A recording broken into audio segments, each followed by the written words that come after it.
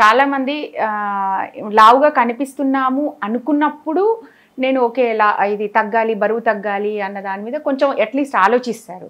కానీ ఓకే చూడ్డానికి బాగానే ఉన్నాము, పెద్ద లావు కనిపించట్లేదు అన్నప్పుడు పర్వాలేదే నేను ఓవర్ వెయిట్ అనే థాట్ అసలు వాళ్ళకి రాదు.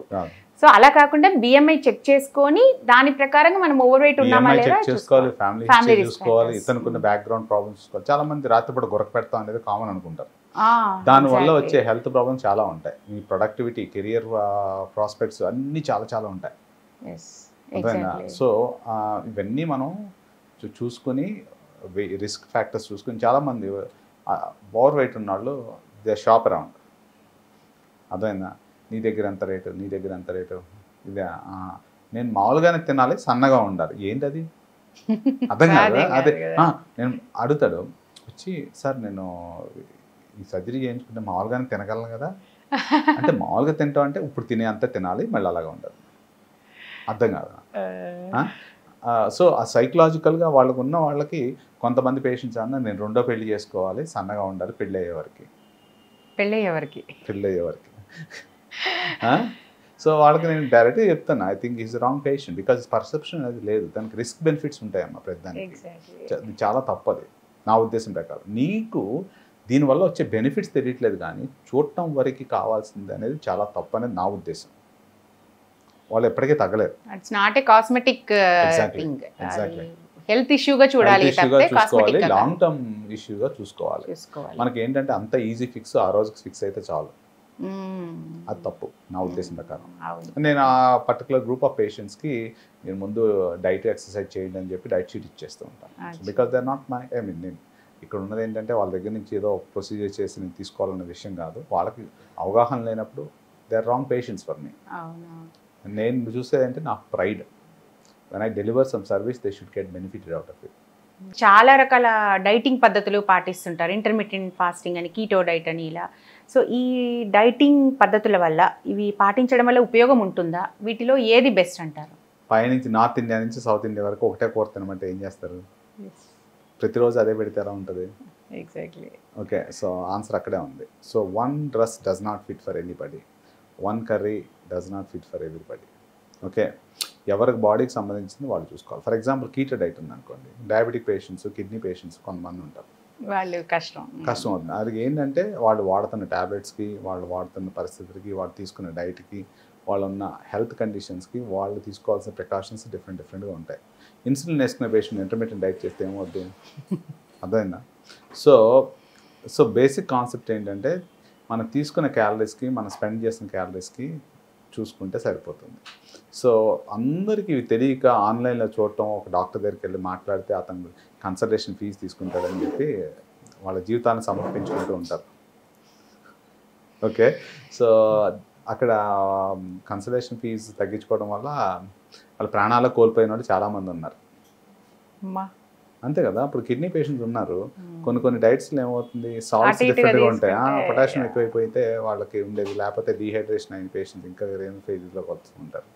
కొంతమంది హార్ట్ పేషెంట్స్ వేరే ట్యాబ్లెట్స్ వేసుకుంటూ ఉంటారు. ఇవి న్యూట్రిషన్ డెఫిషియన్సీ ఉన్న ఎలక్ట్రోలైట్ ప్రాబ్లమ్స్ కొంతమంది ఉంటాయి. అలాగే నాకు తెలిసిన మా డిస్టెంట్ రిలేటివ్ పెద్దమ్మ గారు, so she is diabetic, she died of ketoacidosis. Diet wrong diet తీసుకుని తర్వాత ఏం తీసుకోవట్లేదు, కానీ కొబ్బరి నీళ్ళు తాగేశారు, పొటాషియం ఎక్కువైపోయింది, హార్ట్ అటాక్ వచ్చి చనిపోయారు.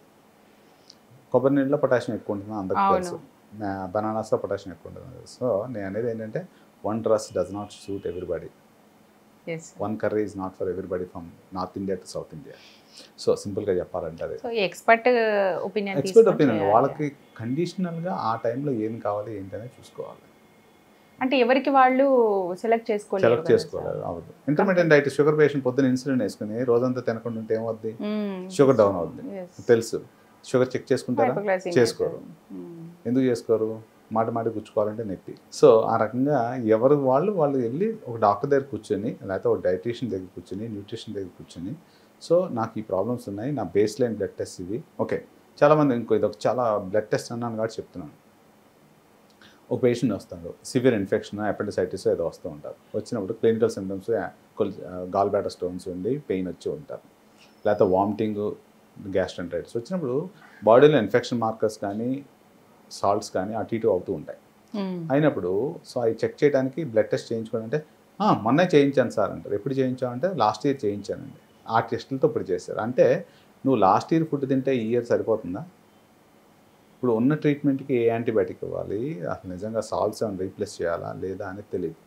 సో ఇప్పుడు కండిషన్ ఏంటి అనేది తెలియాలి. అంతే కదమ్మా.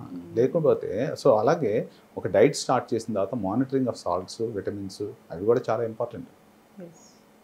సో ఎప్పుడో చేసుకునే టెస్ట్లు. ఇంకోటి other side of the story, ఇప్పుడు ఏమన్నా వద్దనుకునే వాళ్ళు ఒకళ్ళు, మాస్టర్ స్కాన్స్ అని చేయించుకున్నాడు ఇంకొకళ్ళు.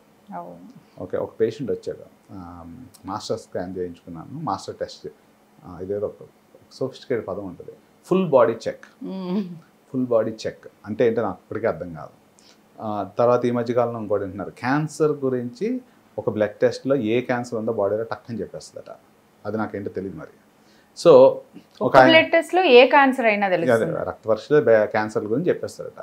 ఆయన పాపం చేయించుకున్నారు, అలా సాఫ్ట్వేర్ కంపెనీ ఆయనకి ఫండ్ చేయడం వల్ల చేయించుకున్నారు full body checkup, master checkup. So దాంట్లో ఒక టెస్టు తేడాగా వచ్చింది ఆ పెద్ద మనిషికి. సో దాంట్లో ఏమొచ్చింది అని అంటే అతనికి ఓవేరియన్ క్యాన్సర్ లేదు అని వచ్చింది. టెస్ట్ నార్మల్ రేంజ్ కంటే తక్కువ ఉందన్నమాట. మగాళ్ళకి ఓవరీస్ లేదా వచ్చిందనమాట. సో ఇదేంటి సార్, ఈ రిజల్ట్స్ ఆపోజిట్గా ఉన్నాయని చెప్పి పరిగెత్తుకుంటూ వచ్చాడు అనమాట. సో నేను చూసి మీకు ఓవరీస్ లేవంటండి అన్న. మగాళ్ళకి ఓవరీస్ ఎందుకు ఉంటాయండి అని అన్నాడు. మరి అదే కదా సార్ మీరు తీసుకొచ్చిన టెస్ట్ నాకన్నా. సో దీంట్లో ఏంటంటే మీకు చూస్తే 1500 టెస్టులు 2000కో 3000కో చేయాలి. ఆ ముందు డెస్క్లో కూర్చున్న అతను ఏంటి, ఏ టెస్ట్ కావాలి అంటే ఎక్కువ టెస్టులు ఉంటే తక్కువ డబ్బులకి మనకు బెనిఫిట్ పొందుతున్నట్టు అర్థమైనా. సో ఆ రకంగా వాళ్ళు టిక్ కొట్టమంటారు ఆ గ్రూప్ని. సో దాంట్లో ఆ టెస్టులు చేసేటప్పుడు ఒక క్లినిషియన్ ఉండడు, ఫ్రంట్ డెస్క్ వాళ్ళకి అవగాహన ఉండదు, ల్యాబ్ వాళ్ళకి బ్లడ్ వస్తే దాంట్లో పెట్టాడు. ఎందుకంటే బికాస్ ఆ యొక్క ఎక్విప్మెంట్ ఒకసారి ఎక్కిస్తే ఆ చైన్ ఆఫ్ టెస్ట్ అందరికి జరగాలి కాబట్టి అయిపోతుంది. సో ఈ రకంగా కొంతమంది ఆ టెస్టులతో ఏం చేసుకోవాలో తెలియదు. సో ఈ విషయం కూడా అక్కడ అంటే ఇంత బ్లైండ్గా ఏం జరగవు, కానీ అక్కడ విదేశాల్లో కొన్నిసార్లు ఆ రక్త పరీక్షలు ట్యూమర్ మార్కర్స్ అనేవి చాలా కాంటెక్స్ట్లో తప్పితే వేరే చోట యూజ్ చేస్తే we have choice to report them. అవగాహన లేకుండా టెస్ట్ చేయవు. ఈ టెస్ట్ ఇప్పుడు ఒకటి పెట్టుకున్నామంటే దాన్ని ఎందుకు పెట్టుకున్నామని చూసుకోవాలి కదా. బ్లైండ్గా టెస్టులు చేయించుకోవద్దని నా ఉద్దేశం. ఎంతోమంది మాస్టర్ స్కాన్స్ చేయించుకున్నాడు, దాంట్లో ప్రతి అల్ట్రాసౌండ్లోనే ఫ్యాటీ లివర్ అని ఇస్తారు. దాన్ని ఏం చేసుకోవాలో తెలియదు. 10 మందికి ఫోన్ కాల్స్, యూట్యూబ్లో స్ట్రోల్స్, ఇవన్నీ జరుగుతూ ఉంటాయి. సో నేను అనేది ఏంటంటే contextual tests are more important than blind test. ఒక నీజర్ రిఫ్లెక్స్గా తయారైపోయింది.